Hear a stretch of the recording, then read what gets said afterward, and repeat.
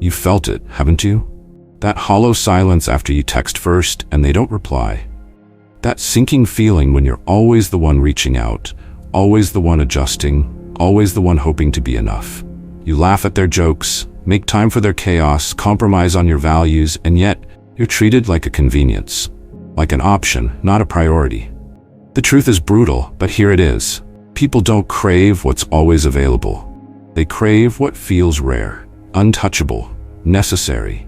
Most people try to become liked, few have the strength to become respected, and fewer still become unforgettable.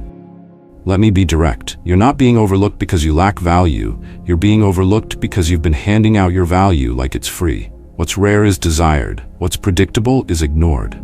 If they're not chasing you, it's because you're not walking away. Don't ask to be chosen, become impossible to ignore. This isn't about playing games. It's about changing who you are at the core. Building a life that speaks louder than words. Shaping a presence that commands attention without begging for it. The difference between being an option and being a necessity is not luck. It's strategy, it's principle, it's power. In the video you're watching now, I'll walk you through a set of mindsets and behaviors that will flip the script, things that will reposition you from easy to reach to impossible to replace. Not tricks, not pickup tactics, but proven psychological, deeply stoic foundations to reshape the way you exist in others' lives. And starting today, Victory Stoic is changing gears. We're evolving. In this new series, we'll bridge the wisdom of ancient Stoics with modern thinkers like Jordan Peterson and other top psychological minds to bring you insight that's sharp, grounded, and dangerously effective. You'll get not only the clarity of Stoicism, but the tactical depth of modern psychology. Before we dive in, if this kind of content hits you where it matters, smash that like button, subscribe to stay one step ahead, and comment below. Drop 1 if this topic fires you up, and drop 0 if it doesn't hit yet. We want to know, and yes, we listen. This helps us massively to craft content that actually matters, and to grow a community of people who are done playing small. If you've ever felt unseen, replaceable, not enough, stay right here. The ideas we're about to go through aren't just observations, they're weapons. The kind that change your energy, your relationships, your life. Because once you stop trying to impress and start living like a standard, the game changes. Number 1, stop chasing. They need you, not the other way around. You know the feeling. When they pull away and instead of stepping back, you lean in. You message more, justify your worth, replay every conversation in your head, searching for where you went wrong. You feel that icy grip in your chest, the one that says, if I don't do something, I'll lose them. But that voice is a lie. That panic, it's weakness disguised as urgency. And every time you chase, you confirm their suspicion. You need them more than they need you. Craving makes you blind, neediness makes you invisible, and desperation destroys desire. This is the raw truth no one tells you. People respect space, not pressure. Attention that begs is ignored. Presence that demands nothing becomes magnetic. Seneca once wrote, "He who is not a slave to his desires is free." That's the Stoic's weapon. Not indifference, but mastery over reaction. In Stoicism, to desire what is outside your control is the beginning of slavery. Epictetus taught that our job is not to control others, but to control how we respond. The moment you act from longing, when you try to win someone back, to fix their silence, to explain your value, you lose all leverage. Not because you're wrong, but because you've stepped into their frame. You're playing their game. And in relationships, whoever reacts most loses most. Take Josh, a mid-40s sales director from Chicago. Divorced once, now dating again after 10 years. He meets someone, it goes well, but then she starts replying slower, seems distant. Josh panics. He doubles down, texts more, sends flowers, cancels plans with friends. In his head, he's showing he cares. But from her side, the shift is obvious. He's chasing. She has control. He has need. And just like that, her interest evaporates. Because the moment he moved out of his center, he became less than what first attracted her, an independent, grounded man. She didn't leave because he wasn't enough. She left because he stopped being himself. Jordan Peterson said it plainly, if you bend too much to avoid conflict, you become someone who cannot be respected. He argues that being agreeable, especially when driven by fear of rejection, is not a virtue. It's weakness masquerading as kindness. The Stoics and Peterson meet here. True strength is measured by how little your emotional state is swayed by the opinions or actions of others. There's a brutal but freeing realization in modern psychology. Attachment anxiety, the fear of being left, leads people to act in ways that cause rejection. Studies show that those with high attachment anxiety are more likely to over-communicate, over-apologize, and self-abandon. This creates a loop. The more they fear loss, the more they act in ways that ensure it. What's the fix? Behavioral detachment, cognitive recentering, or simply put, do less. Let's strip this down to action. When someone pulls away, your instincts will scream at you to respond quickly, emotionally, irrationally. Don't. Instead, build a rule. No emotional response for 24 hours. Let time be your filter. Go for a walk, hit the gym, journal. Do not reach out to fix it. Because the truth is, if you need to chase them, they were already gone. And if they come back only when you chase, they were never yours. Here's the home tip. Write a list of 10 things that make your life fuller without them. Not abstract things, tangible ones. Reading that book, finishing that project, hitting that workout. Then when your brain wants to text them real quick, redirect to one of those items. This isn't distraction, it's recentering. The Stoics called it premeditatio malorum, the premeditation of trouble. Anticipate emotional storms so you already know your next move when one hits. Peterson adds another layer. You must become dangerous, not in the sense of harming others, but in the sense of being formidable. Being dangerous means being someone who can walk away, who chooses to stay, not begs to. When you move from need to choice, everything shifts. Your silence becomes powerful, your time becomes sacred, and your energy once wasted on people who don't deserve it returns to you tenfold. So the next time someone grows cold, you don't. The next time someone makes you feel replaceable, you don't try to prove otherwise. You don't beg. You don't shrink. You don't explain. You stay centered. You stay unmoved. You stay sovereign. Because when you stop chasing, they start wondering. When you stay grounded, they feel the shift. And when you let go of trying to be chosen, you become the one they can't forget. As Marcus Aurelius once wrote, the tranquility that comes when you stop caring what they think or say or do, only what you do. That's the move. No fireworks, no drama, just presence, just power. Just you, finally untouchable. Number 2, stop seeking validation. You are not a show for applause. You keep checking your phone not for information, but for affirmation. You post something, then circle back 30 minutes later, hoping someone approved. You say yes when you mean no, just to be liked. You shift your tone, water yourself down, swallow your truth because you want to be accepted. But here's the blade hidden beneath the applause. Every time you seek their approval, you abandon yourself. You trade integrity for inclusion, and in doing so, you don't just lose respect, you lose your soul. Living for applause is performing servitude. The Stoics warned us early. Musonius Rufus, one of the lesser-quoted Roman philosophers, said, "The person who depends on praise for their self-worth is like a thirsty man who drinks salt water. The more you chase it, the more hollow you feel. Because applause doesn't fill you, it owns you." The deeper truth? Validation seeking is emotional addiction. And like all addictions, it costs you your freedom. Let's drop the philosophy for a moment and meet Emily, a 38-year-old marketing executive in Denver. On paper, she's got it all together. Strong resume, great social presence, but behind closed doors, she's exhausted. Why? Because she's curated every part of her life to please. Every outfit is filtered by imagined opinions, every opinion softened to avoid offense, every achievement shared not from pride but from a quiet cry. Do I matter now? Did I do enough for you to like me? Eventually, the fatigue turns into bitterness. She begins resenting others for not clapping loud enough. But it was never their job to clap. It was her job to stand firm, with or without applause. Jordan Peterson attacks this disease of needing to be liked head-on. He writes, "You should be good, not nice. Nice is what people do when they want to be liked. Good is what people do when they want to be true." His idea is radical in a world obsessed with approval. Stop being agreeable, start being authentic. He doesn't mean be rude. He means truth, comfort. Speak what matters, even if it shakes the room. Because the alternative silence for safety is death by 1,000 edits to your identity. There's a famous psychological study called the looking glass self, coined by sociologist Charles Cooley. It says we form our self-image based on how we think others see us. The danger? We become actors in a story we didn't write. We forget our own script. In seeking mirrors, we become distorted. Stoicism breaks this mirror. You are not who they think you are. You are what you choose to be, consistently, consciously, regardless of audience.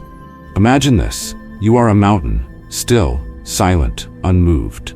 The clouds praise you. The wind ignores you. The tourists take photos. The storms scream.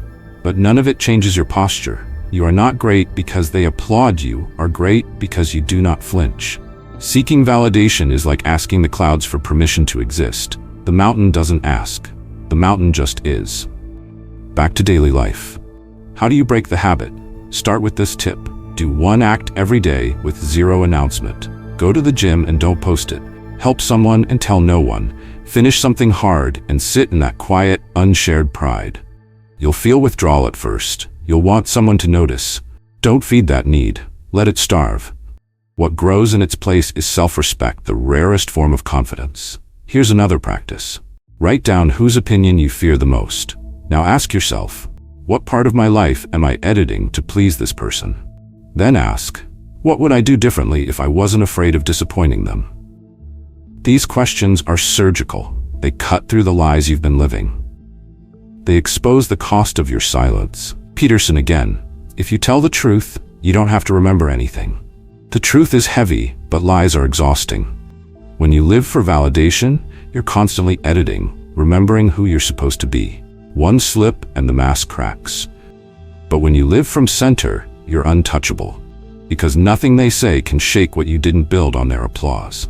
Let me be clear. Being seen is a human need, but being defined by others is a form of slavery. The Stoics knew this. That's why Marcus Aurelius wrote, ambition means tying your well-being to what other people say or do. Self-indulgence means tying it to the things that happen to you. Sanity means tying it to your own actions. Every time you shift yourself to gain praise, you're tying your value to noise. Noise changes, standards don't.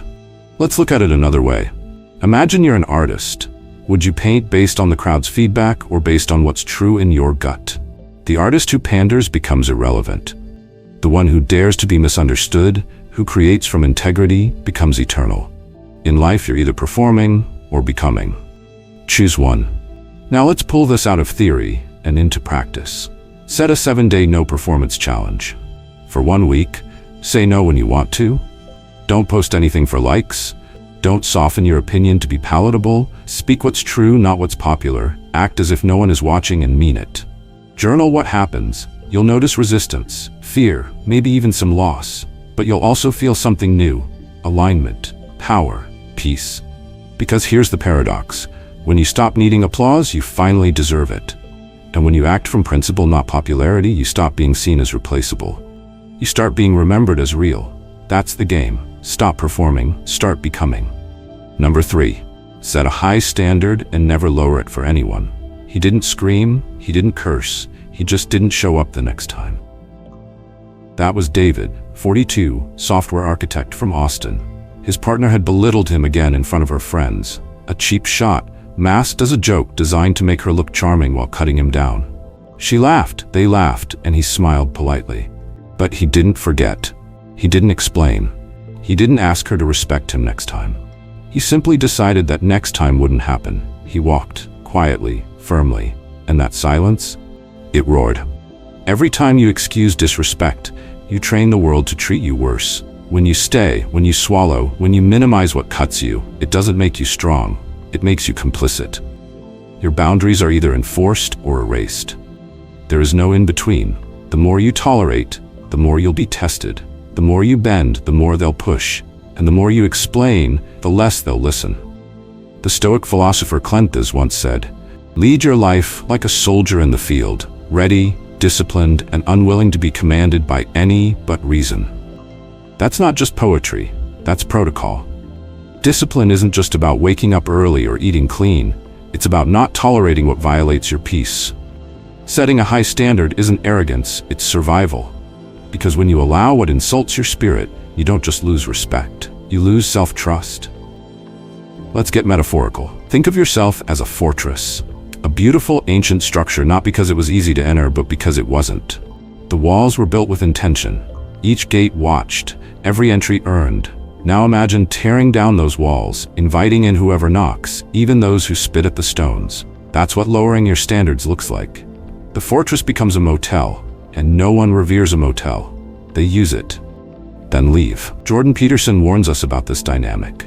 If you allow people to mistreat you, you don't get moral credit for being kind. You just teach them to do it again. His psychology is surgical. He explains that when we accept disrespect, we're not being empathetic, we're being avoidant, avoiding conflict, avoiding confrontation. But peace built on fear isn't peace. It's submission dressed as harmony. So why do people lower their standards? Fear of loss, fear of being alone, fear of being too much. But here's the paradox. What you compromise to keep, you eventually lose anyway. Because deep down, they know you're not staying out of strength. You're staying out of need. And need is the most expensive currency in any relationship. It always ends in debt. Psychologically, this is tied to a concept called self-abandonment, the act of ignoring your own emotional needs to secure external validation. It's more common than you think. Saying yes when you mean no. Laughing at jokes that hurt. Letting someone come back without accountability. Each moment chips away at your standard until you don't recognize yourself anymore. You become a version of you designed to keep others comfortable, but deeply you feel the cost. The resentment. The quiet ache of betrayal, not by them, but by you. Here's a real-world habit to shift this. The respect rule. It's simple.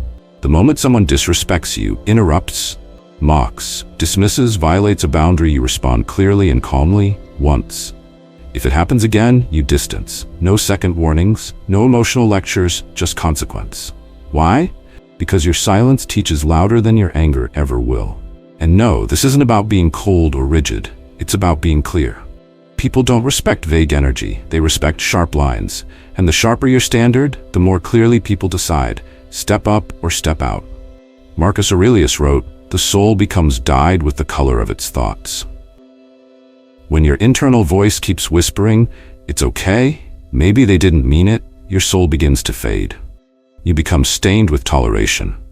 But when your thoughts say, "This is not acceptable and I deserve better," your energy shifts, your posture straightens, your presence hardens into something immovable. And that energy? It attracts people who don't test your boundaries but respect them by instinct. Here's a practice for you this week. Write your non-negotiables. What behavior crosses the line for you? What tone? What patterns? Be specific. Then ask yourself honestly, who in my life is violating these right now? You don't need to confront them all at once, but you do need to decide, am I worth more than this? And if the answer is yes, then act like it. Peterson would say, stand up straight with your shoulders back. That's not about posture, that's about presence. It's the posture of someone who knows what they stand for and won't kneel to keep anyone. So don't offer discounts on your dignity. Don't run promotions on your presence. You are not clearance. You are not better than nothing. You are not the compromise someone tolerates until they find better. You are the standard. And those who can't reach it, that's not your loss. It's theirs. Comment 3 if this hit you. If you've read this far, it means you're not just curious, you're serious. That means a lot to us at Victory Stoic. Stay with us. We're building something stronger than trends. We're building a way of life. Number 4, own your space or be owned by chaos. Walk into his apartment and you'll feel it before you see it. Not because it's flashy, not because it's expensive, but because it's intentional. Every book on the shelf says something. Every object has a place. There's a rhythm in the silence. That's Sean, 39, from Seattle, Ann, architect not just of buildings, but of presence. His space speaks louder than his voice ever needs to. And that's no accident, because he doesn't live in a room, he lives in a message. People want to be around him, not because he chases, not because he entertains, but because his environment pulls you in like gravity. You don't just visit Sean, you step into his frame, into his standards, into his world. That's not decoration, that's dominance. When you don't own your space physically, mentally, emotionally, someone else will. Whether it's clutter, chaos, noise, distraction, or people with zero respect for boundaries, your space reflects your mind. If your space is weak, so is your energy. And if your energy is undefined, you become a background character in your own life. The Stoics knew this. Musonius Rufus taught that one's outer world should mirror one's inner order. He who neglects the space he dwells in reveals the disorder of his soul. A man's room, his routine, even his calendar, these are not trivial. These are battlegrounds. You either command them or you're a guest in your own house. Look around. Your home, your desk, your car, is it a sanctuary or a dumping ground? The books you don't read, the clothes you don't wear, the notifications you don't clear. All of it is a quiet vote. This doesn't matter. But here's the catch. Every "this doesn't matter" becomes a micro-signal to your brain saying you don't matter. Jordan Peterson is relentless on this point. His most famous prescription? Clean your room. And it's not about tidiness. It's about territory. If you can't bring order to your immediate surroundings, how will you bring order to your ambitions?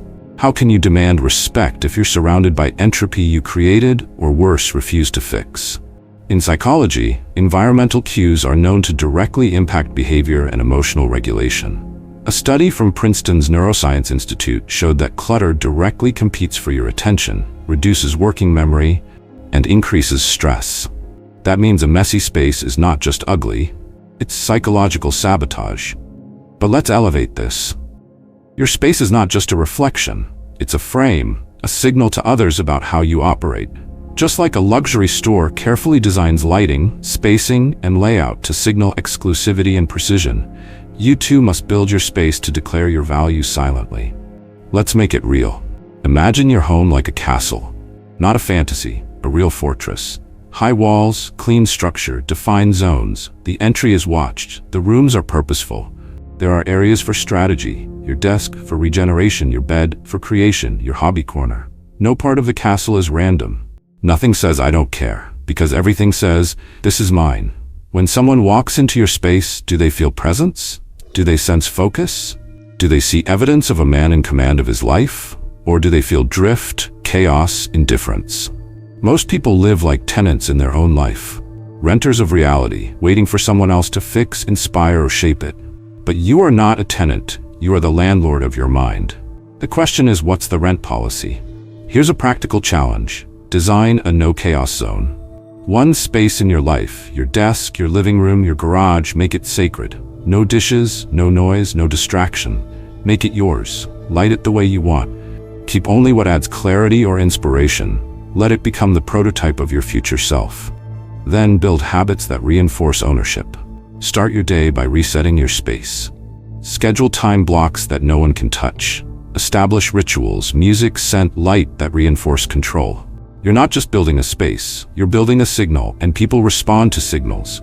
A woman walks into your kitchen and it's spotless. What does she think? This man has standards. A colleague sees your workspace organized, decisive, clean.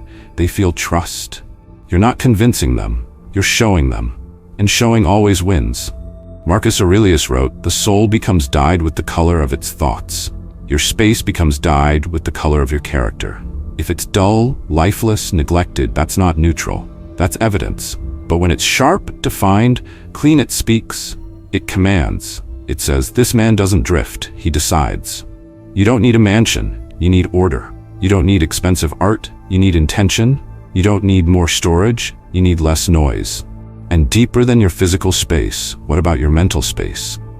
Do you let anyone talk to you at any time? Do you reply to messages the second they arrive? Do you check your phone the moment silence hits?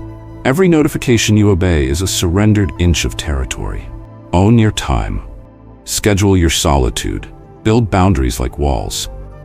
Because if anyone can interrupt your mind, you don't own it. Peterson said it best, "You're not safe because you're harmless. You're safe because you're dangerous in a controlled space." You don't become dangerous by dominating others. You become dangerous by owning yourself so thoroughly, so precisely, that nothing and no one gets in unless invited. This isn't about minimalism, it's about mastery. So build a life you can walk through with pride, a space that calms your nervous system, a room that sharpens your mind, a routine that protects your focus, because the man who commands his space commands his story. Number 5, consistency. Over showmanship, always on, always solid.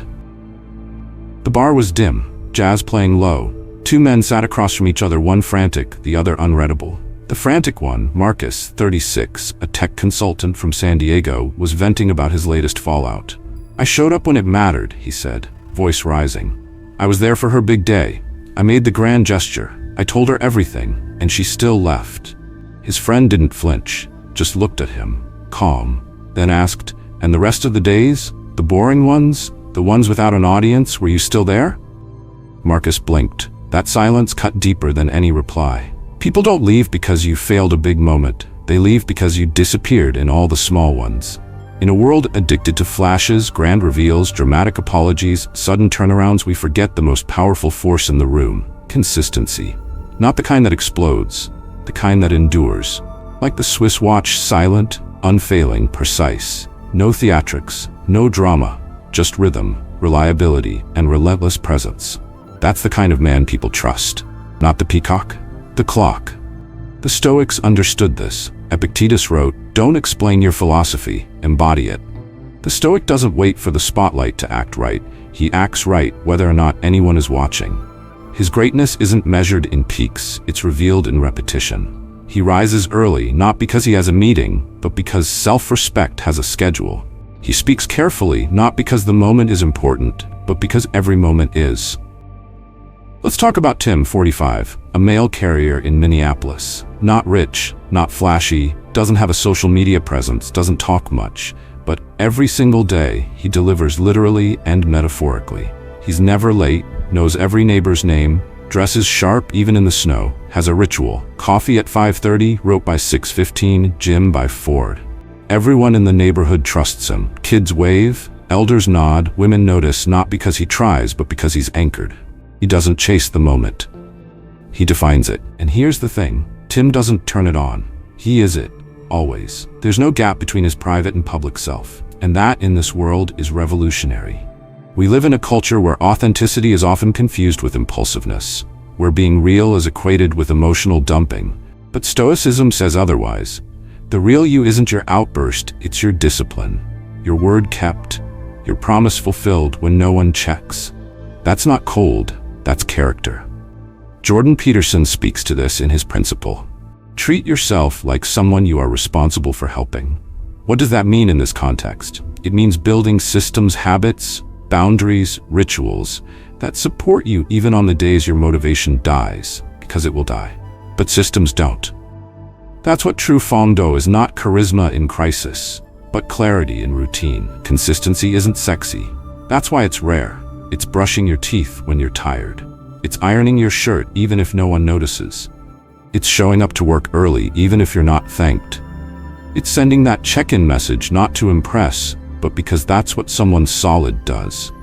It's being the same man on Wednesday afternoon as you are on Saturday night. There's a term in psychology called self-regulation, your ability to act in alignment with your values, even when emotions want to take over. Studies show that self-regulation correlates more with success than raw intelligence. Why? Because life isn't a genius test. It's an endurance match. Those who keep going clean, steady, prepared win. Not by explosion, but by erosion. They outlast chaos. Want to know how to build this kind of presence? Start small. Here's a 3-step habit stack anyone can implement. 1. Wake at the same time daily, even weekends. Train your body to move without negotiation. 2. Dress with respect. Even at home, send the message to yourself that today matters. 3. Finish one hard thing before 9 a.m. Build momentum before the world even wakes. These aren't productivity hacks. They're identity habits. They're how you prove to yourself that you're trustworthy long before anyone else believes it. Here's the metaphor. Imagine a lighthouse, built to survive storms. It doesn't change its brightness based on the size of the waves. It doesn't signal only when the weather is good. It stands, it shines, always. That's you if you decide to be. Your light isn't charisma, it's your consistency under pressure. Marcus Aurelius said, "Waste no more time arguing what a good man should be. Be one." Not when the job interview comes, not when she finally replies, not when things get serious. Now, and then again tomorrow, and again the day after. Because in the end, big moments are just pressure tests. They don't build you, they reveal you. And if you've been solid in silence, those tests don't shake you, they crown you. So ask yourself, are you impressive? or dependable, flashy or steady, talk or time. Because people crave the man who shows up without being asked, who does right without being praised, who doesn't chase greatness but carries it like a habit. Don't aim for high notes, be the melody. Quiet, strong, always there. Number 6, let loss happen. If dignity is the price, it's too expensive. He kept staring at his phone. Messages sent, read, no reply. Days passed. She was still posting stories, tagging friends, living like he didn't exist. And still, Ethan, 41, small business owner from Phoenix, waited. He held back from saying what he wanted to say, not because he was strong, but because he was afraid of pushing her further away. Afraid that silence meant the end. He was wrong. The end had already happened. He just hadn't accepted it. And when he finally did, when he stopped chasing, stopped explaining, stopped hoping, something powerful happened. He didn't get her back. He got himself back. There comes a moment in every man's life when he must make a brutal choice: preserve connection or preserve self-respect. You can't have both if the connection demands you shrink. Because here's the hard truth. If staying means betraying your dignity, leaving is not weakness, it's wisdom. The Stoic philosopher Hierocles taught that we must maintain our inner circle, our soul, our character as sacred. He said, we must never allow the closeness of another to distort the clarity of ourselves. To the Stoic, nothing external, no relationship, no approval, no attention should be allowed to fracture our core. Because once you give someone the power to define your worth, you've handed them your peace. And peace, once traded, is nearly impossible to buy back. This isn't about emotional coldness, it's about emotional sovereignty. Jordan Peterson echoes this with urgency. You should never sacrifice who you could be for who you are, just to keep someone else comfortable. He warns that adapting constantly for the sake of harmony doesn't lead to intimacy, it leads to slow erosion of standards, of truth, of the self.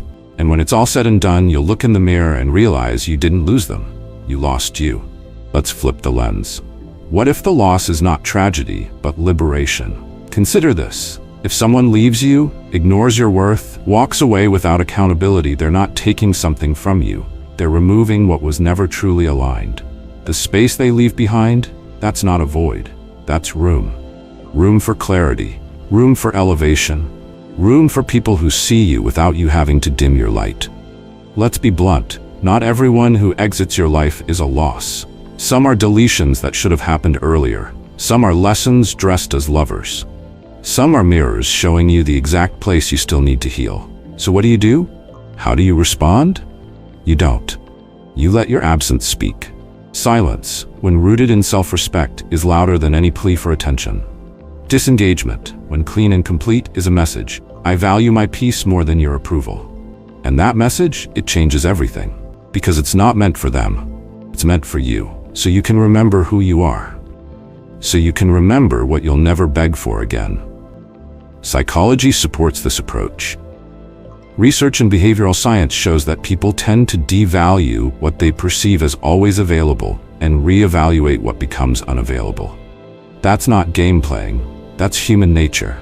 When you remove your energy from someone who took it for granted, two things happen. They either confront their loss or prove why they were never meant to stay. Let's use an image. Imagine you're a tree in a dense forest. A branch falls off. It hurts, but it doesn't mean the tree is dying. It means it's clearing space for healthier growth. Nature doesn't panic over loss. It lets go so the structure can grow stronger. So should you. Here's a practical, dignity-first habit. The 48-hour silence rule.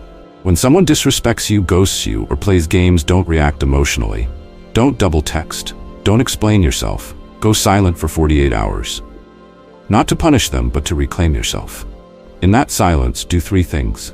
Reflect on whether the connection honored your values. Revisit your personal non-negotiables.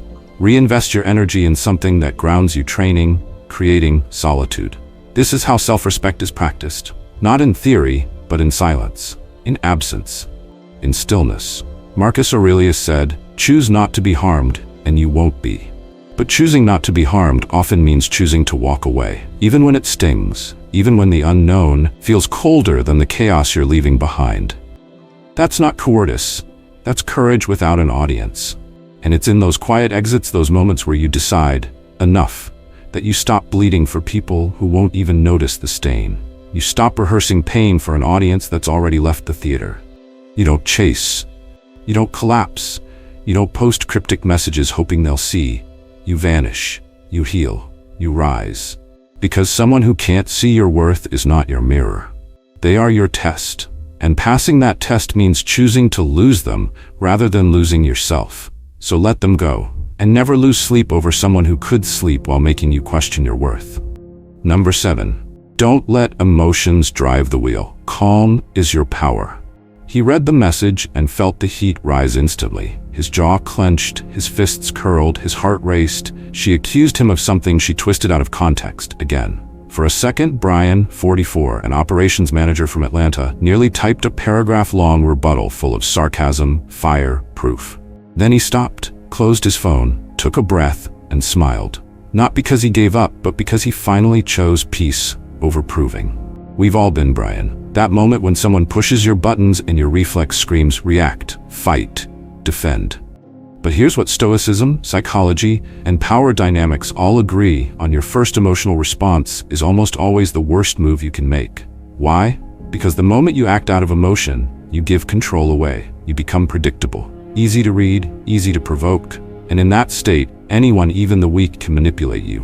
Anger, guilt, jealousy, pride, they're levers. And once someone knows which one moves you, they don't need strength, just access.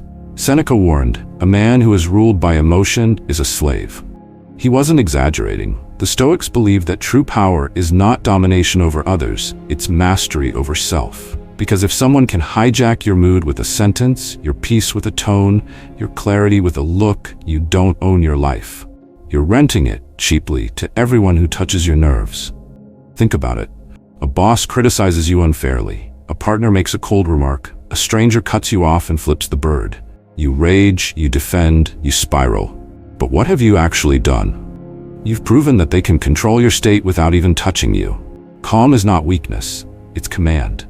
The man who doesn't react recklessly, who doesn't flinch, who doesn't explain everything away, he becomes harder to read.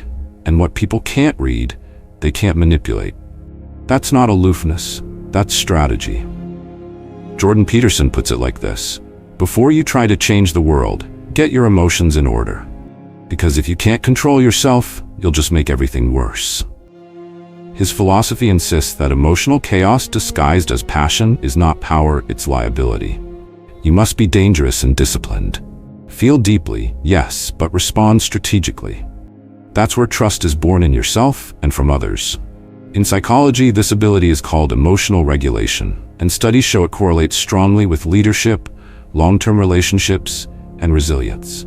Not suppressing emotions, but observing, understanding, and choosing not to act until your state is steady. It's the difference between responding and reacting, and it changes everything. Let's take a simple example. Say you're in a disagreement. Instead of escalating, you lower your voice. Instead of rushing to defend, you pause. That one breath before the storm communicates something no loud voice ever could. I control me. You don't. And ironically, that calm unsettles people far more than shouting, because it shows they can't shake you. That's respect. Here's the metaphor. Think of yourself as a river. If you let every rainstorm stir you into chaos, you become a flood, destructive, aimless. But if your current runs deep, steady, grounded, storms pass and you remain. The river doesn't rage to prove its strength. It flows. It endures. A practical habit, the rule of delay. Commit to this. I never respond in the first 10 seconds of emotional heat. That text, that insult, that trigger, you wait, you walk, you breathe, you journal, you lift, you do whatever it takes to reclaim your composure. Because no battle ever ends well when fought from rage. Marcus Aurelius wrote, "You have power over your mind, not outside events. Realize this and you will find strength." So next time someone tries to stir your reaction, don't flinch. Let them wonder what you're thinking. Let them face a silence they can't decode. That's not retreat, that's tactical stillness. Emotions are signals, not instructions. Listen to them. Don't obey them. When you master your emotions, you master your fate. When you stay calm, you stay in control. And when people realize they can't provoke you, they stop trying. That's when you stop playing defense and start owning the game. Number 8, personal growth comes first, always. She said he was nice, supportive, available, always there.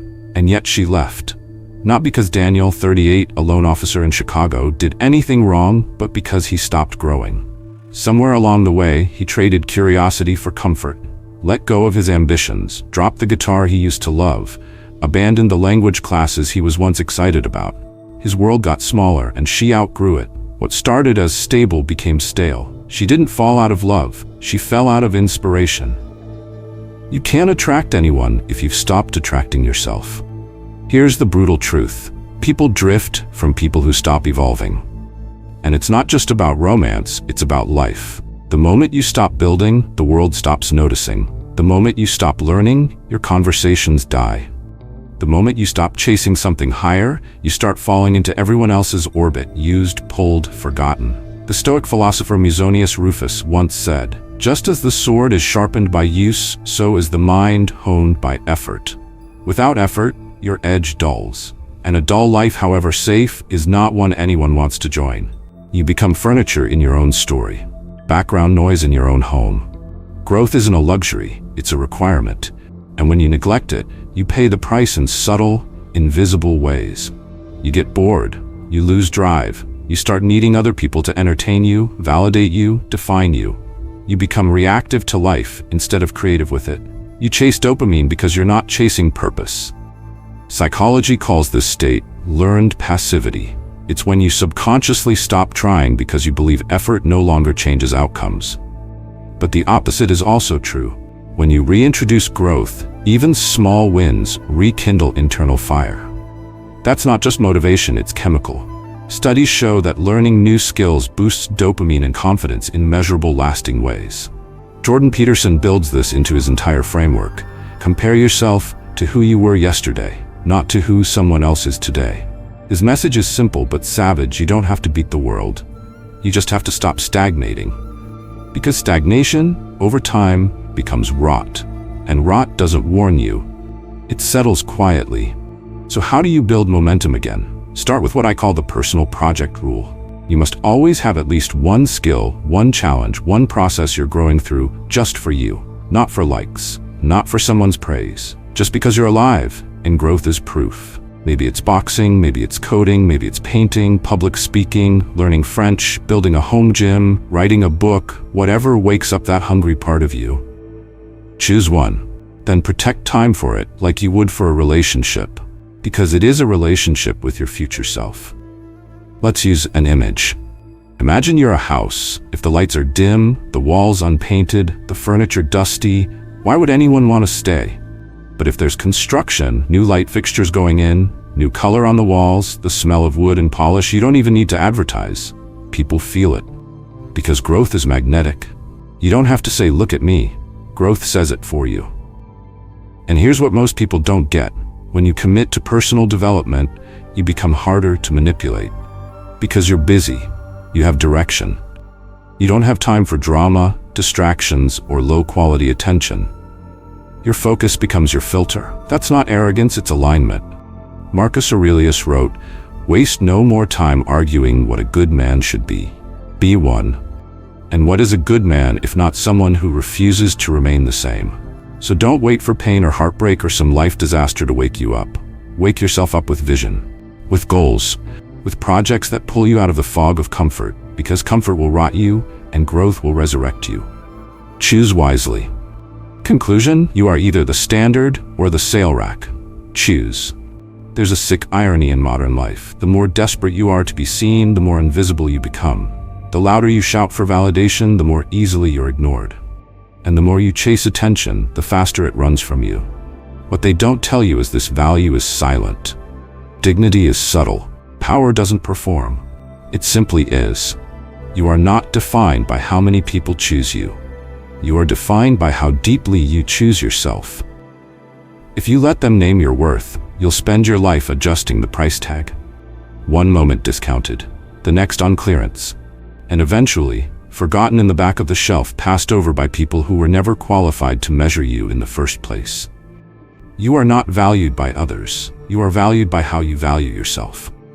Let that burn a little. Because when you stop asking to be wanted, when you stop begging to be liked, when you stop needing to be understood, you become something else. Something rare, something dangerous, something people feel when you walk in the room, even if you say nothing. Not because you're cold, but because you're complete. The Stoics lived this. They weren't indifferent, they were impenetrable. They weren't emotionless, they were unshakable. Their strength wasn't in how many liked them, but in how little they needed to be liked. And today, more than ever, the world needs that kind of energy. Not more noise, not more begging, but people who move like they belong, without permission, without apology. The most attractive person in any room isn't the one trying to impress. It's the one who could walk away from everyone and still be whole. So here's the real question. Are you living as someone's backup plan, or are you becoming someone unforgettable? Stop shrinking to fit their expectations. Stop waiting to be chosen. Choose yourself so clearly, so unapologetically, that the world has no choice but to either rise to meet you or walk away and leave you undiminished. If this message hit home for you, subscribe to Victory Stoic right now. Smash the like button, share this with someone who needs to wake up, and comment below. Drop a 1 if this video struck a nerve, made you sit straighter, or reminded you of your standard. Drop a 0. If it didn't hit yet, we respect all feedback, and it helps us grow. Or better yet, tell us your story. What was the moment you realized you were done being an option? Your words could be the reason someone else finds their turning point. Thank you for watching this episode of Victory Stoic. Because in the end, you are not here to be liked, you are here to be legendary. No more discounts, no more compromises. Be the standard, or be replaced. Your choice.